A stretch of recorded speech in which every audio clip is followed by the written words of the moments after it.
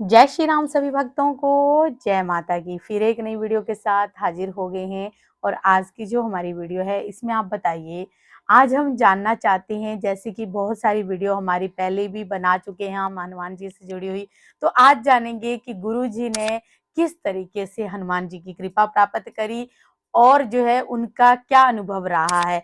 तो हमारे साथ अंत तक बने रहना, तभी आपको सारी वीडियो समझ में आती है। अगर वीडियो अच्छी लगती है तो लाइक करें, शेयर करें, कमेंट करें, और अगर चैनल पे पहली बार देख रहे हैं तो चैनल को जरूर सब्सक्राइब करें। और ऐसी ही वीडियो देखने के लिए हमारे इंस्टाग्राम और फेसबुक पर भी फॉलो करें। चलिए शुरू करते हैं आज की वीडियो। जय श्री राम। जय श्री राम, जय श्री बालाजी महाराज, जय बाबा की, जय माता की। मैंने कोई हनुमान जी की कृपा प्राप्त नहीं की। अब ये आप सोचोगे कि ये मैं क्या बोल रहा हूं। उन्होंने क्वेश्चन किया कि आपने हनुमान जी की कृपा कैसे प्राप्त की। मैं कह रहा हूं कि मैंने कोई कृपा प्राप्त नहीं की। ये कोई वो चीज नहीं है कि जो खोसी जाती है या छीनी जाती है। ये तो स्वयं एक प्रसाद के रूप में कृपा बनती है। आपकी भक्ति, आपकी शक्ति बन जाती है, आपकी आराधना, आपकी कृपा बन जाती है। जिस समय आप भगवान के प्रति अपने आप को समर्पित कर देते हो पूर्ण रूप से, सुबह भी वही और शाम भी वही, दिल भी वही तो दिलदार भी वही, जब इस प्रकार का प्रेम चलने लग जाता है तो वो एक कृपा रूपेण शक्ति प्राप्त हो जाती है। उस शक्ति को प्राप्त करने के लिए ही सब कार्य होता है।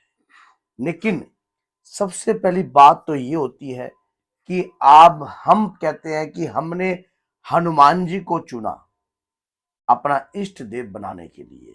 बहुत सारे भक्त ऐसे कहते हैं कि मैं हनुमान जी को मानता हूँ, मैंने हनुमान जी को ही चुना, अपना इष्ट देव चुन रखा है।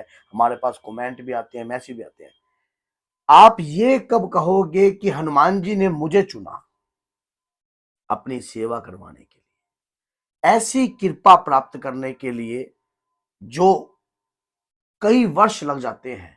ऐसे करने के लिए आपको अपने आप को समर्पण करना पड़ेगा, सब कुछ उनके आगे आपको छोड़ना पड़ेगा। बाबा एक कई मैं मेहंदीपुर बालाजी गया था तो एक वाक्य लिखा हुआ था उस पे दीवार पर। वो कहता था, लिख रखे थे कि बाबा के वचन। बाबा कहते कि या तो मुझ पर विश्वास कर और विश्वास कर कर हर काज कर। अगर मुझ पे विश्वास नहीं है तो मुझे छोड़ दे, क्योंकि सब कुछ उसी का है। हमारे द्वारा कुछ भी नहीं होता। आप सोचते हो कि आपके द्वारा आपका आपका लड़का हुआ या आपकी पत्नी आई या आपने धन संपत्ति, यश, मान, सम्मान कुछ भी प्राप्त किया तो इसमें तो आपका कोई अधिकार है ही नहीं। सब कुछ तो उन्हीं के हाथों हो रहा है। सब कुछ करते, वो कहते ना कि करते मेरे बाबा है, मेरा तो नाम कर रखा है। क्योंकि भक्त बिन भगवान नहीं और भगवान बिन भक्त भी नहीं, ये एक दूसरे के बगैर तो अधूरे जो हैं। भी भगत जैसे बालाजी की, हनुमान जी की कृपा चाहते हैं, उनके लिए कुछ बताइए कि उनको कौन सी ऐसी बातों का ध्यान रखना चाहिए या जो आपने अनुभव किया हो। ऐसा है, सबसे पहली बात तो ये होता है कि देखिए हनुमान जी की कृपा प्राप्त करनी है, वाक्य में करना चाहते हो तो अपने आप को, मैंने पहला बता दिया कि सब कुछ समर्पण करना पड़ेगा। दूसरी बात ये होती है कि मन चाही होती नहीं, प्रभु चाही तत्काल। हमारे चाहने ना चाहने से कुछ नहीं होता। जब आप सब कुछ उनके चरणों में छोड़ देते हो और अपने गुरु का आसरा पकड़ते हो, जैसे आपके गुरु आपको ज्ञान देते हैं, जिस सद्मार्ग से आपको चलाते हैं। लेकिन कहते हैं कि शाह बिन पत्नी और गुरु बिन गतनी, जिसका गुरु नहीं उसकी लाइफ शुरू नहीं। क्योंकि ये अथाह सागर जो है, ये संसार जो है एक ताला है और गुरु जो है उसकी चाबी है। तो इसी प्रकार से आप कोई मंत्र की साधना करते हो या कोई किसी प्रकार की पूजा याचना करते हो तो आपको मार्गदर्शन पग पग पर आवश्यकता पड़ती है, सद्मार्ग की। तो कई बार हम चुने जाते हैं, हमें लाखों की भीड़ में जैसे बाबा कई बार चुन लेते हैं अपने भक्तों को, उसी प्रकार से जो बाबा की आराधना करते हैं, पूजा करते हैं, इस भाव से नहीं कि मुझे बाबा की शक्तियां चाहिए, निस्वार्थ भाव से अगर आप बाबा की पूजा याचना करोगे तो बाबा स्वयं आपको चुनेंगे। आप ये मत सुन के चलिए कि मैंने बाबा को चुना। बाबा हमें चुने अपनी सेवा के लिए, अपनी कृपा के लिए। ऐसी भक्ति की आराधना, ऐसी भक्ति की कृपा ही आपके रूप में एक शक्ति रूपेण बनती है और आपके इष्ट की कृपा होती है। और इष्ट की कृपा जो दिलवाने में सबसे ज्यादा जो योगदान होता है वो गुरु का ही होता है। इसी प्रकार से नित्य ही भक्ति कीजिए। हमने भी भक्ति की है, हम निस्वार्थ भाव से भक्ति की। हमने कभी सोचा नहीं कि हम ये कार्य भी करेंगे या कभी इस प्रकार का मान लो कार्य भी होगा कि बाबा स्वयं हमें चुन लेंगे। क्या पता हमारी कोई तकदीर या कोई ऐसे कर्म है जो हम उनके लायक है, जो उन्होंने हमें चुना है।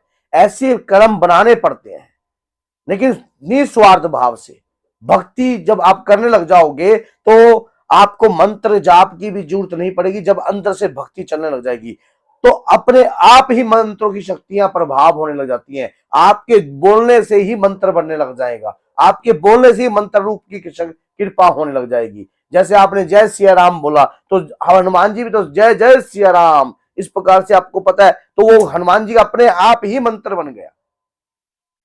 कि जैसे आप हनुमान जी की भक्ति करोगे उसी प्रकार से आपके अंदर से बोले हुए वचन जो है सत्य सिद्ध होने लग जाएंगे, अपने आप ही वो अपने आप ही कार्य करने लग जाएंगे। लेकिन भक्ति एक की हो। अब भटकता है आदमी, किसको इष्ट बनाऊं, किसको आराध्य बनाऊं, किसको चुनूं, राम जी को चुनूं या हनुमान जी को चुनूं या शिव जी को चुनूं या माँ दुर्गा को चुनूं। सबसे पहली बात, सब एक है, सब एक है लेकिन रूप अनेक है जो आपके हृदय में बसता है। मैंने एक वीडियो बना रखी है कि आपको अपने इष्ट देव को कैसे चुनना चाहिए। आप इसी चैनल पे जाना, आपको वो वीडियो भी मिलेगी।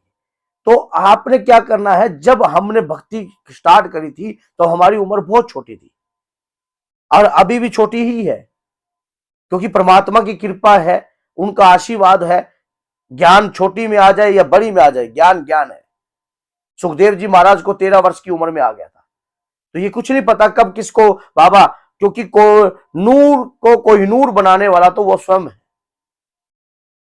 धूल को उठाकर पता नहीं किसी राजा के महल में गिर दे तो वो स्वयं है, वो स्वयं ये काम कर दे तो वो वही है। और उनकी भक्ति करनी है तो निस्वार्थ भाव से कीजिए, फिर देखना आपके ऊपर कृपा कैसे प्राप्त नहीं होती। हनुमान जन्म महोत्सव को छोटी मोटी समय ना समझिए आप, ये बहुत तगड़ा समय है। इस हनुमान जन्म महोत्सव से आप इस भक्ति को करनी स्टार्ट कीजिए और फिर उस भक्ति से देखना कैसे कृपा प्राप्त हुई। हमने भी पहली बार हनुमान जन्म महोत्सव से ही कृपा प्राप्त की थी, तभी आज ये बोल रहा हूं मैं आपको। हनुमान जन्म महोत्सव, रामनवमी, नवरात्रि का समय, ग्रहण का समय, ये सभी दिन जो है बहुत महाबली हैं। इन दिनों पर आप कृपा प्राप्त कीजिए, फिर देखना वो शक्ति कैसे बनती है। अब जब ये शक्ति हो जाती है, आप जब भक्ति करते हो, ऐसे हम भक्ति करते थे लेकिन उस भक्ति में करने में बहुत सारी रुकावटें भी आई, बहुत सारी दिक्कतें आई। कई बार बाबा किसी भी प्रकार की परीक्षा ले सकते हैं, किसी भी प्रकार की परीक्षा ले सकते हैं, धन से लेकर तन तक की हर प्रकार की बाबा की परीक्षा चलती है। और हर परीक्षा में अव्वल होना आसान कार्य भी नहीं है, लेकिन आपके गुरु पे विश्वास, आपके इष्ट पर पूर्ण रूप से विश्वास होगा तो हर कार्य में आप स्वयं संभव हो जाओगे और स्वयं सफलता प्राप्त करोगे। बाबा की भक्ति, जिस दिन से आप बाबा की कोई भी पूजा पाठ करने लग जाते हो तो समझ लो उसी दिन से आपकी भक्ति स्टार्ट हो जाती है, उसी दिन से। लेकिन उस भक्ति में स्वार्थ नहीं होना चाहिए, आप निस्वार्थ भाव से कार्य कीजिए। आप कहो एक ही बात कीजिए, हनुमान जन्म महोत्सव आ रहा है, एक बात कीजिए कि बाबा मैं आपकी भक्ति कर रहा हूं, आपकी इच्छा है, जो आपका मन करे तो दे देना, नहीं तो कोई ऐसी आशा नहीं है। सिर्फ आशा यही है कि आपका हनुमान जन्म महोत्सव मनाना है, वो किसी ना किसी तरीके से मनाना है। ऐसी भक्ति कीजिए, अपने आप देंगे वो, अपने आप, आपको कहने की जरूरत नहीं पड़ेगी, अपने आप सब कुछ देंगे। मैंने आपको बताया ना कि एक नीचे की धूल, धरती की धूल को उठाकर राजा के महल में भी गिर सकते हैं, राजा के मस्तक पे भी चढ़ा सकते हैं, मुकुट पे भी चढ़ा सकते हैं, वो स्वयं चाहे तो। सिर्फ ऐसी भक्ति करनी पड़ती है, जगानी पड़ती है अंदर से। तो बोलिए जय सीताराम, जय श्री बालाजी।